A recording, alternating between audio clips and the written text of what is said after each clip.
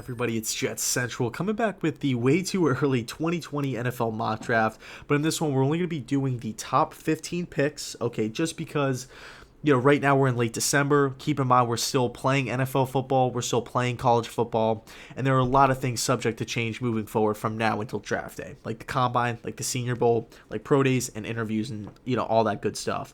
So let's have a little bit of fun with it. Let's try to get an idea of where, or really which direction these teams could possibly go in late April, and where these teams' weak spots actually lie. So with that being said, let's hop right into it. With the first pick, I have the Cincinnati Bengals going with quarterback Joe Burrow. Now, I know, it's not shocking. It's not some, groundbreaking pick here. This is pretty much going to be the pick from now until April, universally across the board. Everybody that's going to be making a mock draft this offseason will probably have Burrow at number one.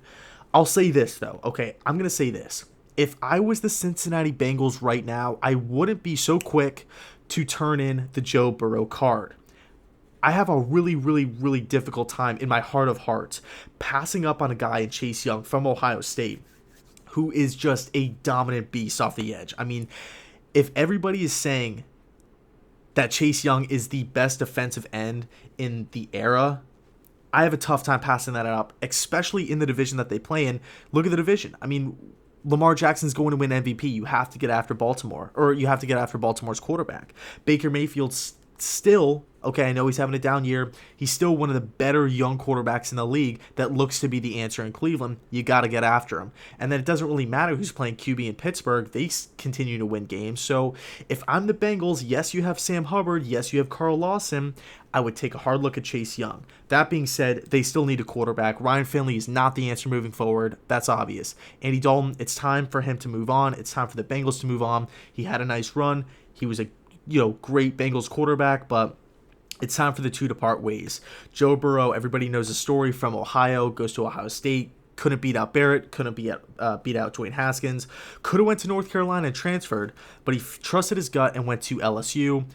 Had an okay first year there, but then year two, this year, absolutely took off. Right, passing yards, touchdowns, winning games, getting the hype. Everybody loves him. Players, coaches, fans. Everybody's buying into Joe Burrow.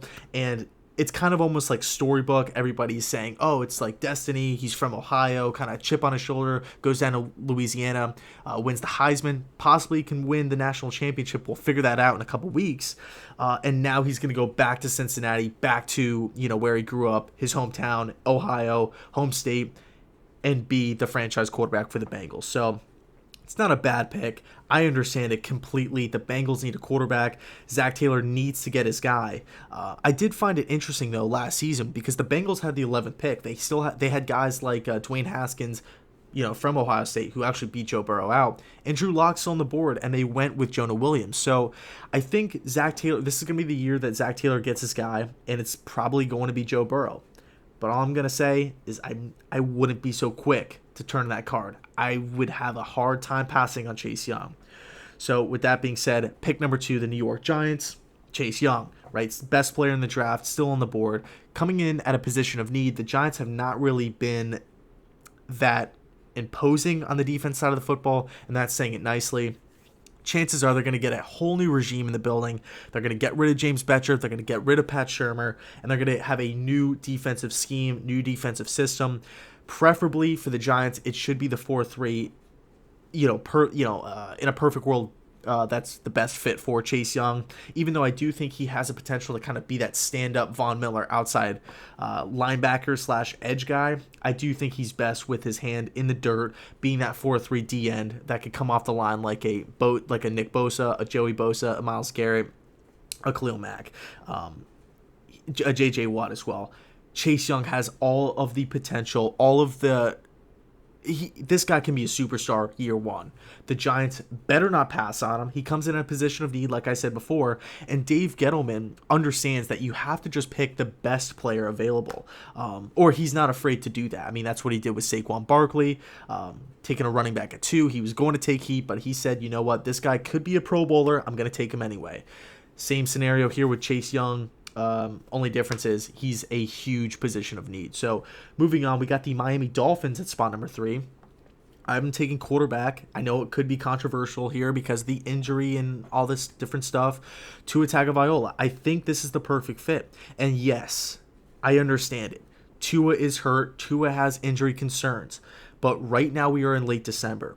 What is Tua's injury concern? Where is his, what is Tua's medical status in April? Because he is all of January, all of February, all of March, and pretty much all of April to convince teams that he is healthy and ready to go. Keep in mind, the Miami Dolphins, Brian Flores, Chad O'Shea, this team loves Ryan Fitzpatrick. This team is playing hard for Ryan Fitzpatrick. Ryan Fitzpatrick is under contract for next season. So if you get Tua, the guy that they initially wanted from the get-go, right, from years ago, everybody's like so obsessed with Tua, Ross, the owner, everybody's obsessed with Tua.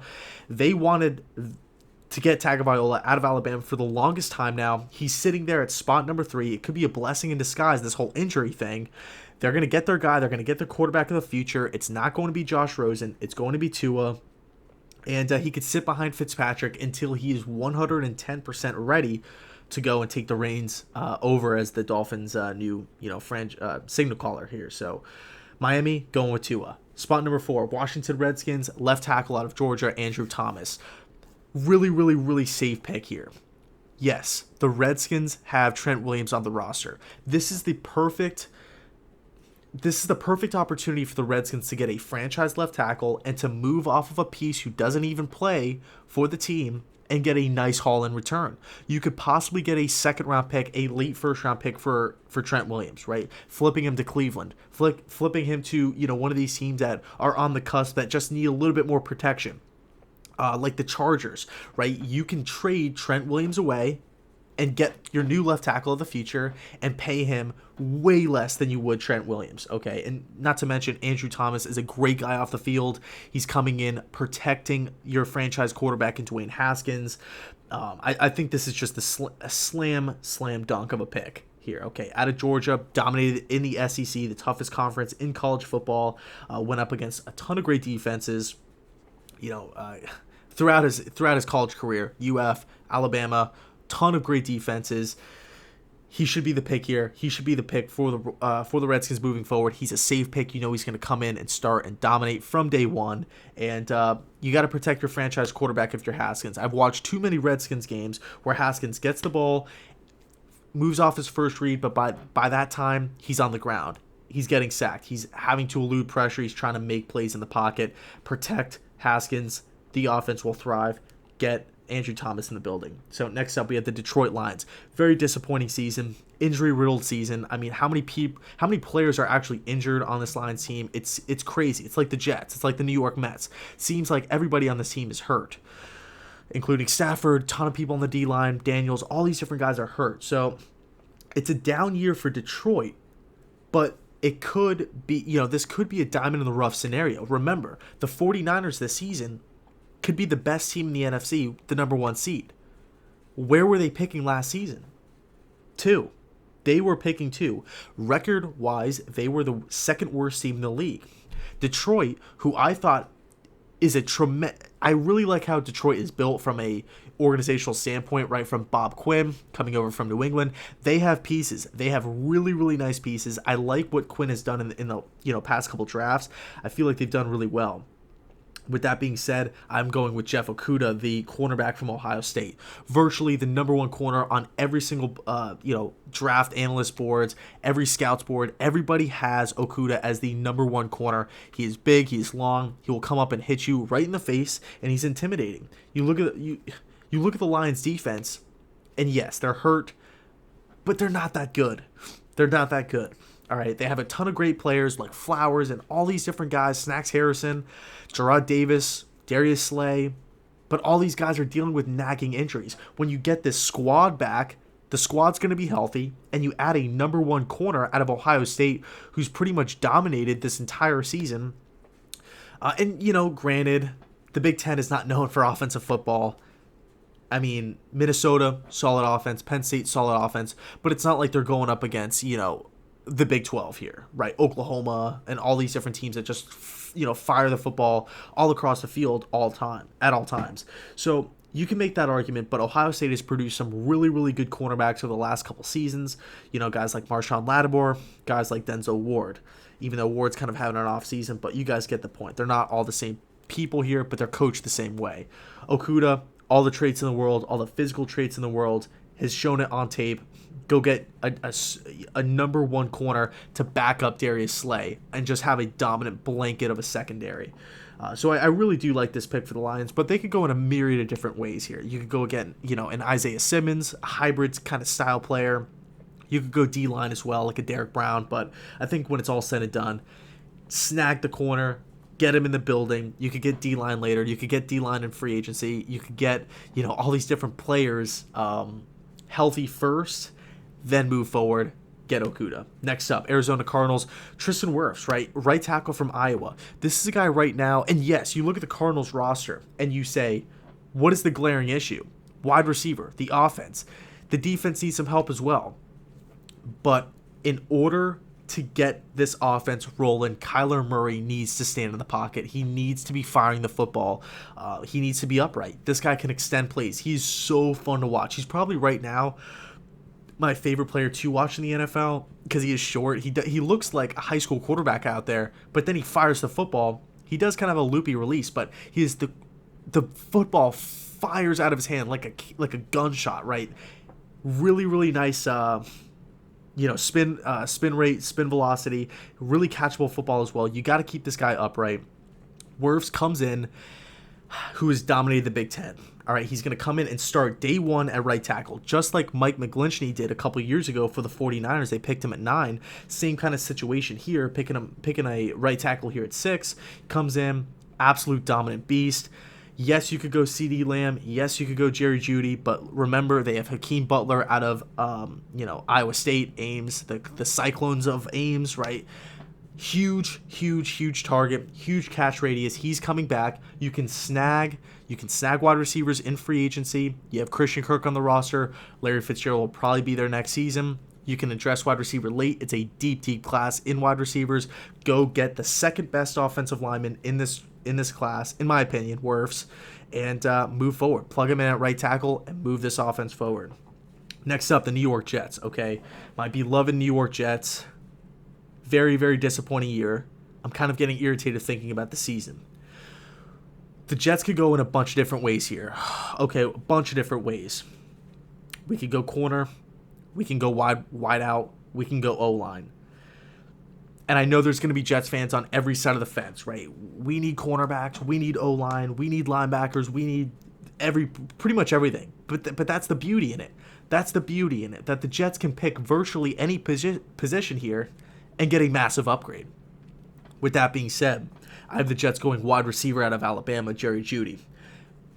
This guy is a perfect fit for the Jets team. When was the last time the Jets had a number one wide receiver? I think back probably 2015 with Brandon Marshall. Obviously, he wasn't a long-term answer, but he did some great things. We need to get Sam Darnold, the 22-year-old quarterback, the quarterback that has shown flashes, has had amazing games, has had horrible games. We need to get him some consistency on the outside. We have Robbie Anderson, amazing. Deep threat. They have the connection. A young guy who's hopefully going to be re-signed in the offseason. Quincy Enunwa, what's going on with him? He's probably not going to be back. We have Ryan Griffin. We signed him under contract, but he's not really a threat. Defensive coordinators aren't game planning for Ryan Griffin. Everybody knows that. Chris Herndon, versatile piece, but Jerry Jeudy is just on a whole nother level. This guy reminds me of Sammy Watkins coming out of Clemson a couple years back. Physical, great route runner, has speed, has power, wins at 50-50 balls, fantastic at getting separation, the complete package, won a ton of games with Tua and Alabama, right, obviously. Get Darnold a number one wide receiver. I would make the argument, and yeah, you can say O-line is the biggest issue, but what would you rather do? If you're sitting in the top 10, you gotta get a stud. Would you rather go with the third or fourth ranked offensive lineman over the number one stud, guarantee it wide receiver? I mentioned before, it's a deep class in wide receivers. It's also a deep class in offensive linemen, guard and tackle. We can go in a bunch of different ways. I have the Jets going Jeudy. I love the pick. Next, Sammy Watkins. But This is, remember, before Sammy Watkins dealt with all the injuries and stuff like that. Rams, Chiefs, whatever, hurt, banged up. Think back, go watch highlights of Sammy Watkins at Clemson, and tell me what you think. Next up, Jacksonville Jaguars. Isaiah Simmons, right? The safety slash linebacker hybrid out of Clemson. Guys won a ton of games, extremely versatile. I look at the Jacksonville Jaguars, and I think Doug Marrone's going to be gone. That's not some shocking statement. The Jags need to get back and find an identity. You got rid of Jalen Ramsey. Telvin Smith kind of just randomly up and quit. I think the Jags, yes, they need help on the O-line, but it really seems like they've been trying to address the O-line for quite some time now, and it just doesn't seem to get it's not really improving. I know they went out and got like Norwell and stuff like that for a big money deal. Didn't really. It almost seems like he's worse now than he's ever played before. They have a couple of young playmakers on offense, but I think Isaiah Simmons right now is too good to pass up. Really, these past couple of weeks, they've been getting blown off the field. They just beat Oakland, yes, but they've been getting killed. They have been getting killed on the defensive side of the football. Just teams are just running rampant all over Jacksonville's D. So go get a hybrid piece. Go get a versatile piece that you can kind of plug wherever. He's coming from a winning program, a winning culture. He's going to come in and be that alpha leader that Jacksonville needs on the defense side of the football. So Isaiah Simmons, Jacksonville Jaguars. Next up, LA Chargers, Austin Jackson, tackle out of USC. You can make the argument, you can say, dude, why aren't you projecting Justin Herbert, the QB from Oregon, to LA? They need a quarterback. Have you seen Phillip Rivers play this season? It's been abysmal. He has been abysmal.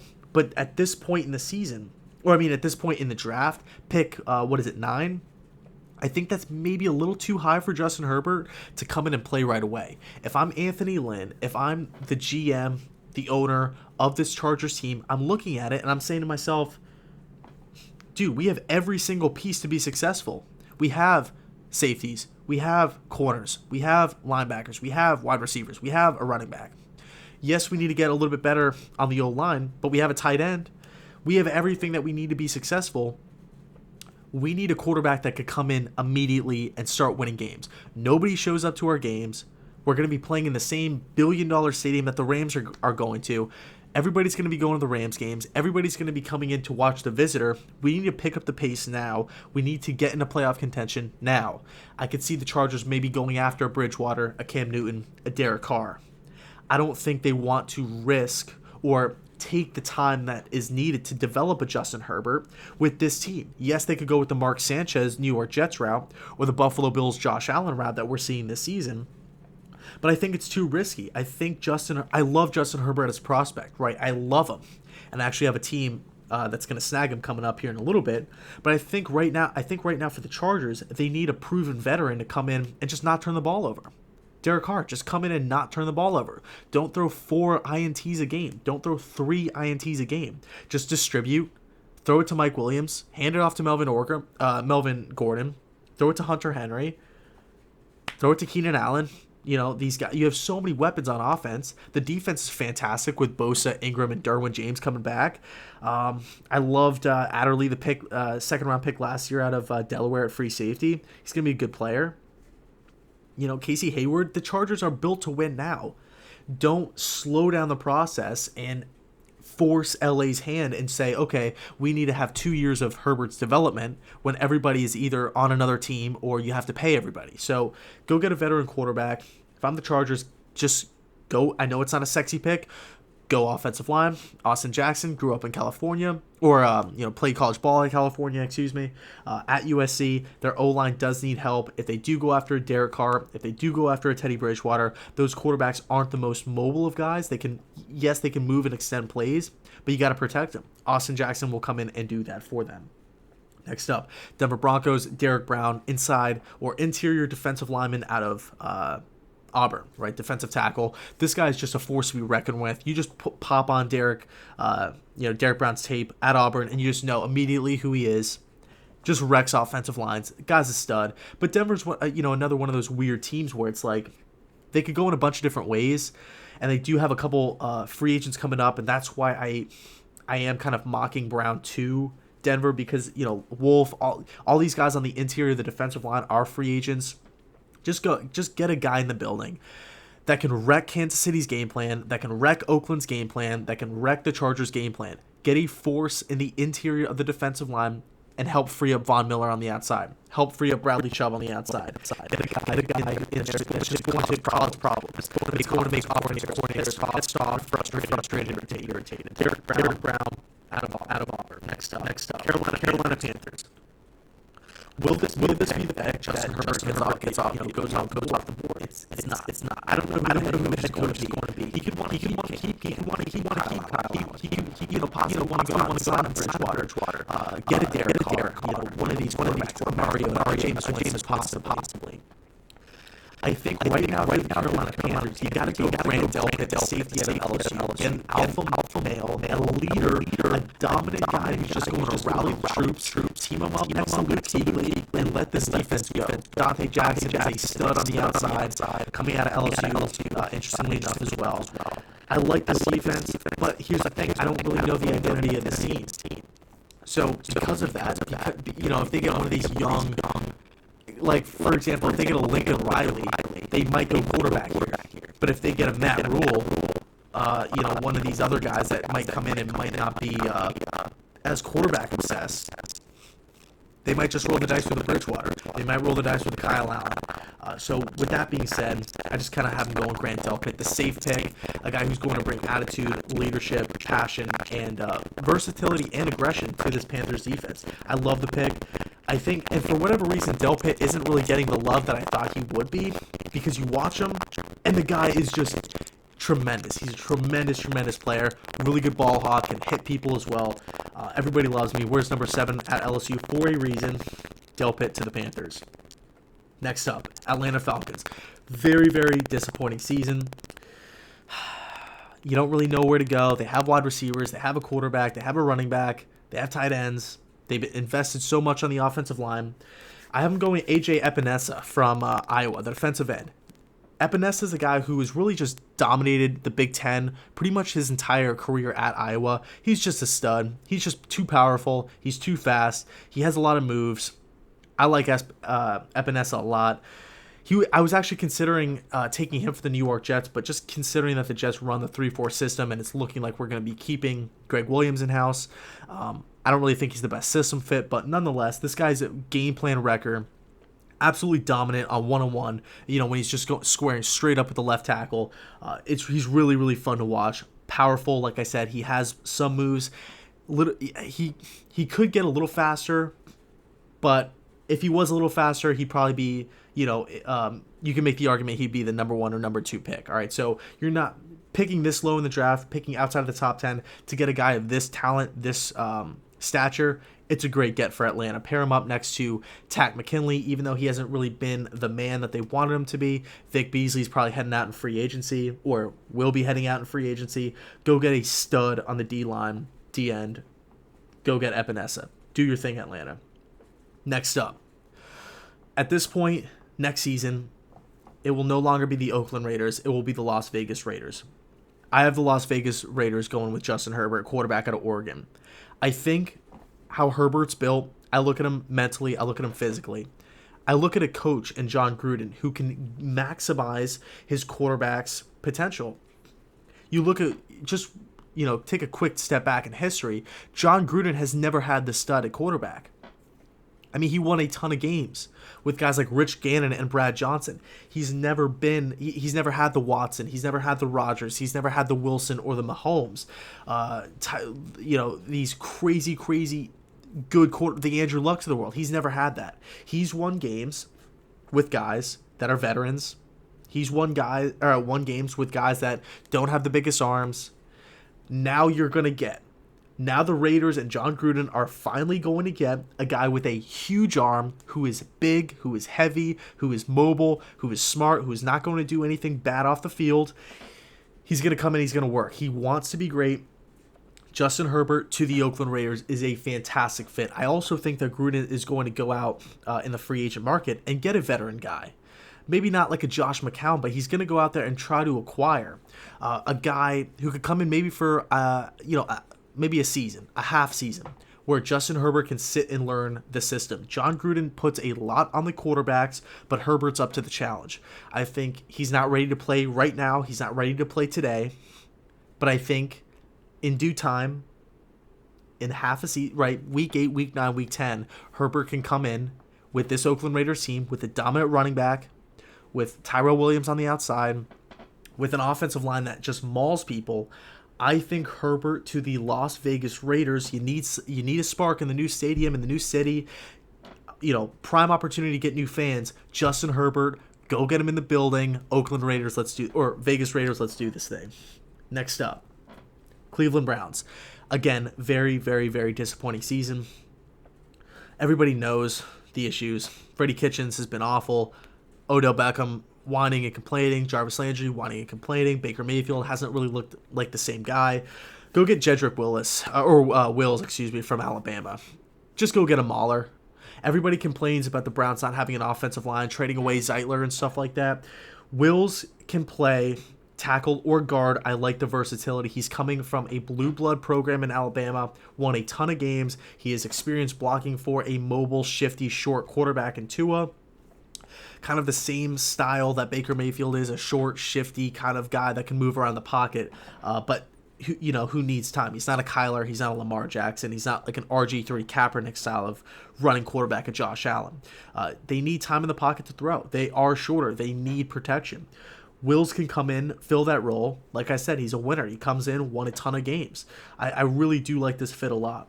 And yes, you can say, maybe like an Alex Leatherwood and stuff like that as well from an Alabama. But I do think that Wills is more of a guard at the next level as opposed to Leatherwood, who I feel like is more of a tackle.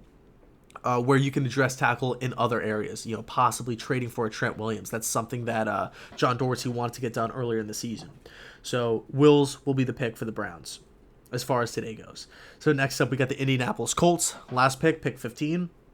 Wide receiver, CeeDee Lamb out of Oklahoma. This is a guy right now who everybody's saying will go top 10. I don't, I see no problem with that. I could see the Cardinals taking him. I could see the Jets taking him. Who else? I could see the Redskins taking him. But as far as this little mock draft goes, I have him going all the way down to 15 to the Colts. Everybody's complaining about Jacoby Brissett not being the answer. How about we get him some weapons first? Go get a CeeDee Lamb. Get T.Y. Hilton healthy, even though I think Hilton's kind of overrated to begin with. Go get an A.J. Green, and let's then judge Brissett on what he can and cannot do. Let's go get CeeDee Lamb, a true number one wide receiver with size, with speed, with great hands, with great run after the catch ability. Let's get him in the blue and white, and let's see what this guy can do. Frank Reich, offensive mind. Find ways to get CeeDee Lamb the football. Have him be the Tyreek Hill. Have him be the DeAndre Hopkins. Have him be the Devontae Adams of the Colts. The Colts lack that big time. They don't have like that number one guy that stresses defensive coordinators out. They need a playmaker. They need a guy that they can trust in the red zone, on third downs, on fourth downs, on crucial in-game or crucial, downs in football games, right? Who's going to step up and make the plays? It will be CeeDee Lamb. So that wraps up the little mock draft. Hope you guys liked it. Let me know your thoughts down below in the comment section. Who do you guys have your favorite teams going with? I know, for the most part, everybody knows guys like Judy, Thomas, Chase Young, Joe Burrow, Tua. They're all going to be going pretty, relatively high.